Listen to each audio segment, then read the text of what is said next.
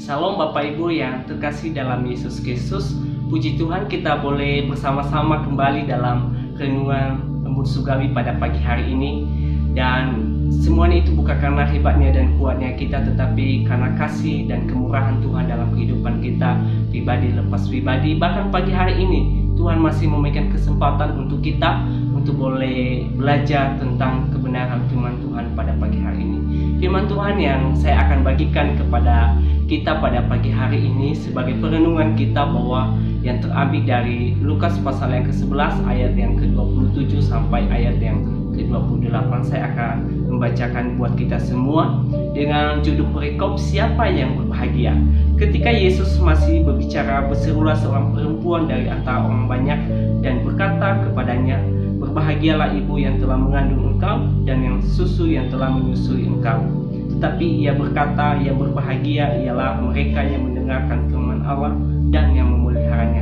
Jadi Bapak Ibu yang terkasih dalam Yesus Kristus, bahwa firman Tuhan yang kita akan pelajari pada pagi hari ini mengingatkan kita siapakah yang berbahagia yang dikatakan oleh firman Tuhan buat kita pada pagi hari ini. Jadi tema yang saya akan bagikan kepada kita bahwa pribadi yang berkenan di hadapan Allah.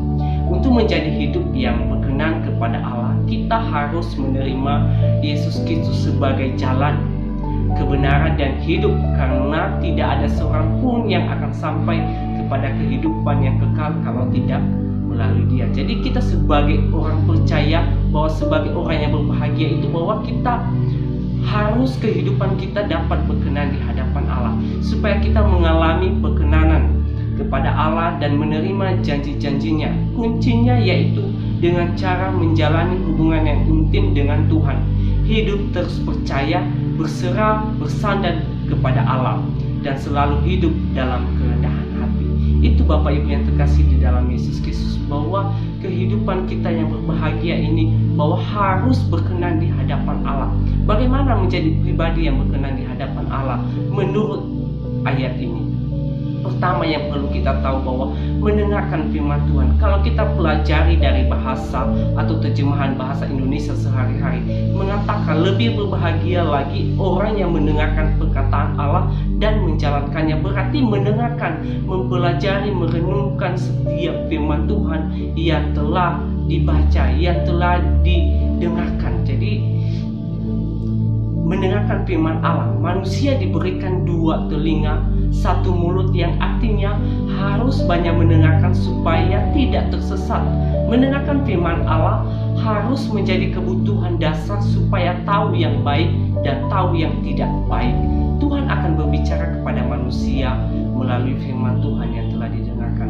Mungkin lewat firman Tuhan, mungkin lewat firman Tuhan yang kita dengarkan, kita boleh diingatkan, kita boleh teguh bahwa kita bisa membedakan mana yang baik dan mana yang tidak baik. Berarti kita bisa berpikir mana yang baik dan mana yang tidak baik saat kita mempelajari, saat kita mendengarkan firman Tuhan.